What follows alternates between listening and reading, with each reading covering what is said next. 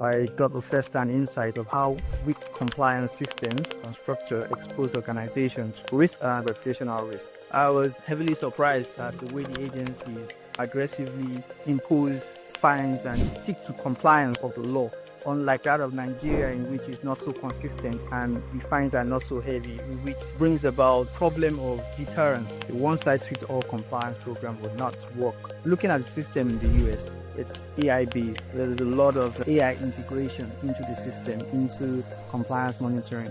That in most African countries is not present. AI-powered compliance monitoring tools are already available. I see every organization and every state aggravating towards that. Hello, everyone. This is Tom Fox. Welcome to the award-winning FCPA Compliance Report, the oldest podcast in compliance. If you haven't done so, I hope you will check out my latest podcast, AI Today in 5, where I look at 5 top AI and compliance stories. Hello, everyone. This is Tom Fox, back for another episode, and today I have Adeyinka Adejugbe. Hopefully that's close. First of all, welcome to the podcast. Thank you very much. Adeyinka was a student of mine this past summer at Case Western University Law School, and I asked him if he would come on the podcast to tell us about his story because it's fascinating. He agreed to do so. You're going to be the first student I've interviewed from this year's class. I'm greatly looking forward to it. And I was wondering if you could maybe start with telling us about your professional background. I'll briefly go into that. I'm a business lawyer, HR specialist, certified chief compliance officer with an MBA. I have 15 years of experience across financial services, FMCG, MDA, oil and gas, and real estate. I have a chartered management and an application professional. I have a book too. I wrote back then, Emerging Trends in Job Security, a case study of Nigeria. So I grew up professionally in the energy industry. As you were from Nigeria, was that a part of your professional background, the energy industry as well? Yes. What inspired you to take your career into compliance and corporate services? I was inspired by a desire to create a system of fairness, accountability, and ethical conduct. Because I started my career earlier as a legal professional and also a compliance specialist, I was able to have all this in one nutshell.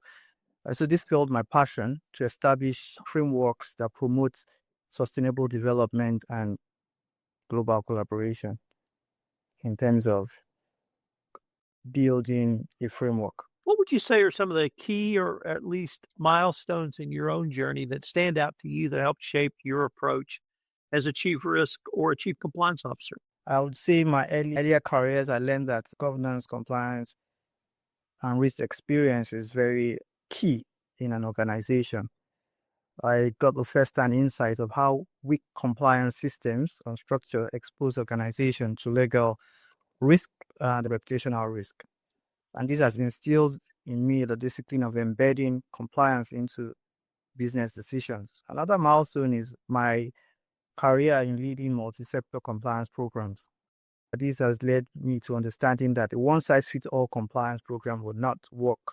You have to actually align your strategy with the specific industry you are in and also tailor your compliance strategy in order to get the best, having to take into consideration of international best practices and the like, and also driving cultural change. So I talk to many Africans and try to explain to them that if they study compliance, if they get certified in compliance, if their company has a best practices compliance program, that they will stand out as a potential partner for a Western business. They study compliance, they will stand out because there are different laws, jurisdiction-based, and there are some laws, for example, in the US that, like you mentioned, the Foreign Corruption Practice Act, which is extraterritorial, in which every organization or multinational doing business outside the country has to adhere to. So it gives you the understanding and it opens you up to international best practices and better knowledge of what you need to understand in terms of compliance. You mentioned in your previous remarks that you have to tailor your compliance program for your company. But I want to expand that a little bit to maybe compliance across different industries, or what we would say different verticals. And I already asked you about your experience in energy. You told us you did have that experience, but I know you've worked in some other verticals, so maybe finance or real estate or some of the other types of industries you worked on. Could you say a few words about the difference you see, if any, in compliance in the different verticals you have worked in? Okay. Looking at the different verticals I've worked in, yeah, there's industry focus. So, for example, when you look at the financial sector, the focus is more on anti-money laundering, it's more on customer protection, integrity of the market, disclosures. It has a very strict compliance framework in which you have to actually adhere to. When you look at the real estate industry, you have it's more of focus is more like contracts, the contracts you enter into in terms of easement, in terms of land, in terms of transfer in real estate. And then when you look at the oil and gas, you have more on the environment, more focus on the environment, more focus on how you do business in terms of anti-bribery, the ABC, anti-corruption and stuff like that. I'd like to turn now to the difference you observed in compliance frameworks between the United States and Nigeria, and maybe start with asking you what are the similarities or the biggest similarities, but also what are the biggest differences you have observed in that area? Looking at the similarities, I'll start with the similarities. Both system or both jurisdiction have a compliance framework which focuses on corporate governance, anti-corruption, and transparency. That is the main theme of both jurisdictions' compliance framework. And then the requirement in terms of that is that you must have a robust internal control, which both jurisdictions farmers for. Whistleblower protection, reporting obligations must be met. Those are similarities that cut across board. And then when you're going to look at the laws generally, for example, the Companies Allied Matters Act, in comparison to the US Sarbanes-Oxley Act, both of them mandates accountability and financial reporting integrity. The two jurisdictions are actually saying the same thing, but different processes in reaching its goals. And then you have similar laws in terms of, or similar regulations in terms of the US and the Nigeria SEC regulation. Both of them are heavy on accurate disclosures of financial statements and the likes. When you look at the differences, yeah, there are lots of differences because the institution, the different jurisdictions.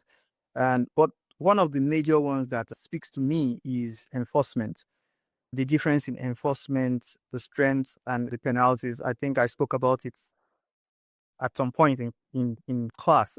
I was heavily surprised at the way the agencies aggressively impose fines and seek to compliance of the law.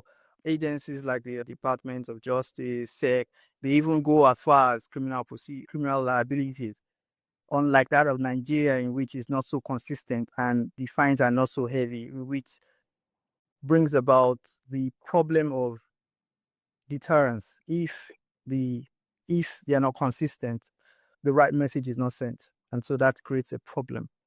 Another difference is, I think we spoke about that, some of the US focused law, which is extraterritorial, which covers other multinational jurisdiction.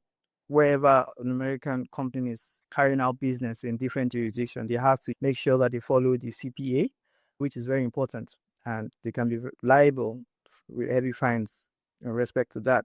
Nigeria is more of industry specific. That's part of the difference. And then maybe when you look at the whistleblower protection laws in the US, it's kind of more robust and it helps to cushion the effect. And there's a non-retaliation process in making out those laws, unlike that of Nigeria, which is just a policy and does not have a legal backing. So those are the differences that come to mind at the moment. You wouldn't know this probably, but I had another podcast series where I interviewed African compliance officers, literally up and down the continent from South Africa to Tunisia. And I was always interested in the dialogue of what an African compliance lawyer could teach, or African compliance professional rather, could teach an American compliance professional. And I wanted to use that as a way to introduce you to the question of What do you think that the lawyers or the compliance programs from both jurisdictions, both Nigeria and the United States, can learn from each other? Let me start with the US. One lesson Nigeria can learn is, like I earlier mentioned, in respect to enforcement, consistent enforcement, rigorous enforcement, making sure that the agencies go after perpetrators of the law, which gives more of a robust way of doing things and also deter people from non-compliance.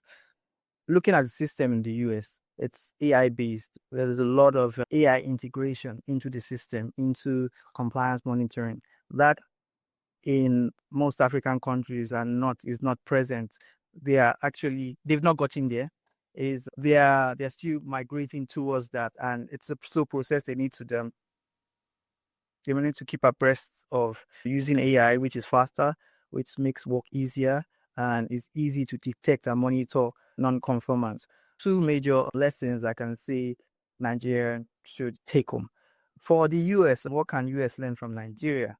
Looking at the landscape of Nigeria's regulatory system is flexible in nature. What do I mean? When it comes to innovation, when it comes to industries which are new and bring innovation to the sector, the agencies are always willing to fast track the process, making sure that they still conform and the technology is safe. I think US can take a cue from that in order to grant permits, in order to accelerate energy permits without compromising safety and compliance. So flexibility in terms of granting permits would be good to take into cognizance when it comes to the comparison. And then another one is I'll take the petroleum industry. The Nigeria Host Community Development Provisions actually incorporates the CSR into its laws, making it easy to manage community relations and the expectations. I think US can learn from this in managing community engagement in the energy infrastructure project space. So those are the two that come to mind at the moment. You mentioned whistleblowers a few moments ago, and I wanted to maybe pick up on that a little bit. How would you suggest a U.S. company coming to Nigeria, partnering with local Nigeria companies, or even hiring local Nigerians to work for the company directly? How would you suggest they communicate not only the need for whistleblowers or the need for whistleblower protection, but why U.S. companies believe that having a whistleblower can actually make the company stronger? How do we communicate to you or to other Nigerians the need for that in a U.S. company? Whistleblowing or the whistleblowers framework is not new in Nigeria. It's something that has been in existence, but it's bits and pieces of parts of different laws. You have the anti-corruption law, you have the EFCC Act, where you find pieces of whistleblowing. So it's not something new, but I think the most commonly referred to is the policy of the federal government. I think that was in 2017. Whistleblowing is one of the most important pillars of an effective compliance program in which it creates an environment in which people can come up and tell the organization what is wrong or or misconduct that needs to be corrected. It's it's an early warning mechanism. So it's something that helps the organization if you really look at it. But in order for that to happen, you must have a psychological safe workplace in which the executive must set the tone. It must be some tone from the top, showing that people can come out and speak about misconduct and they are not going to be retaliated against. And in doing that, you create an atmosphere in which is conducive for people to actually speak up in relation to what needs to be done, rather than waiting for the regulatory body to come and find the organization. So I believe that is not something new. I believe it's something that once the tone is set and the leadership set an example in themselves, allowing people to speak up, allowing people to come forward without retaliation, I think that would actually pass the message across. So how do you see the role of leadership in culture where employees safe. And you actually use the term psychological safety. So if you were counseling a CEO or president of an organization, how would you counsel them of their role and responsibility in creating that psychologically safe culture that an employee could speak up? First of all, leadership starts from the top. So there must be a tone from the top in which clear policies, clear procedures on whistleblowing and setting examples, making sure there are lines or there are open channels in which people can call without being identified or without being held up for reporting. It's having a psychological safe environment, setting a tone in which they have to follow, setting a tone to understand that, to making other people understand that they can actually speak up, having clear channels, making sure that where you have people speaking up, the organization protects them from retaliation. Also making sure that they understand that there is nothing wrong in doing that. Even though both cultures is against the fact that whistleblowers are snitches trying to cause problem, but you need to rise beyond that. You need to create a framework that helps the organization as a whole. So I'd like to turn to maybe a little bit down the road and ask you about compliance in Nigeria in 5 years. If you think you can go 10 years, I'll take you on that, but that may be too far down the road. But where do you see compliance interacting with Western companies or a robust internal Nigerian compliance community? Where do you see all of that down the road, Adeyinka? I see a technologically driven compliance in which both the developed and African countries can participate in. I see harmonization of digitalization of the compliance sector, for easy accessibility in terms of monitoring, in terms of when you look at the anti-money laundering, it's already happening, but it's at a slow pace. So I see more of convergence in terms of digitalization, in terms of data movement, in terms of information movement. And then in terms of, then also I see convergence in the laws, like the anti-corruption laws. When you look at what we have presently, we have the UK Bribery Act, you have the FCPA from the US, and then you have pockets and pieces of legislation from Nigeria anti-corruption. I believe that in future there will be an harmonization of those laws to create a standard, just like what we have in the anti-money laundering space right now. But yeah, I see a lot of integration, a lot of convergence of key processes and of key frameworks governed by standards. And where do you see, you mentioned the digitalization, where do you see innovation and even technology playing a role in moving all of this forward?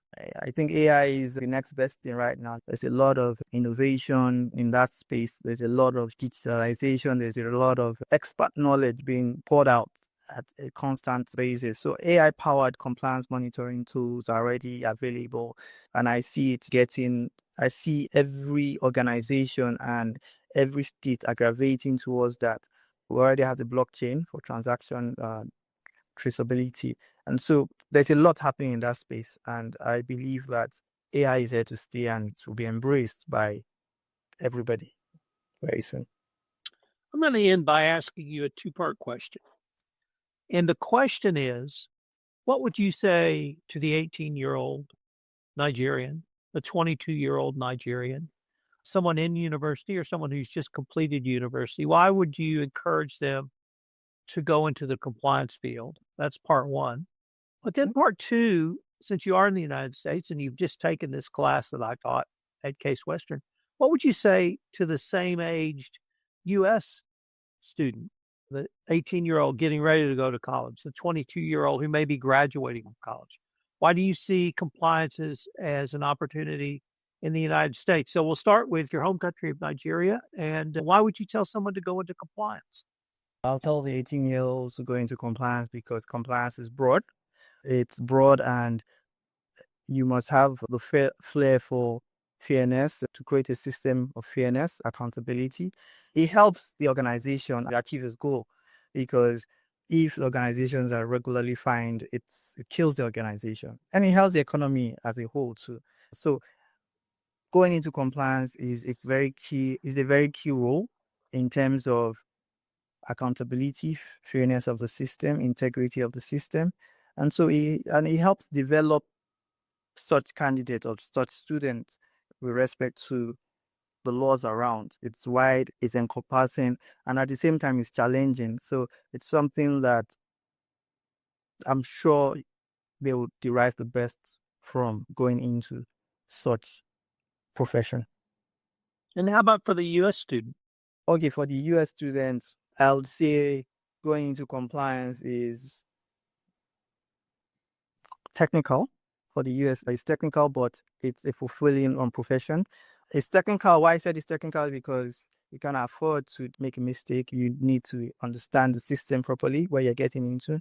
You need to make your disclosures so that it doesn't lead to adverse sanctions. A profession that will be challenging, but it's going to be fun all the way because knowing what you need to know, you rise understanding the laws, understanding the processes, creating a system of integrity, which also helps the organization and the economy in a nutshell.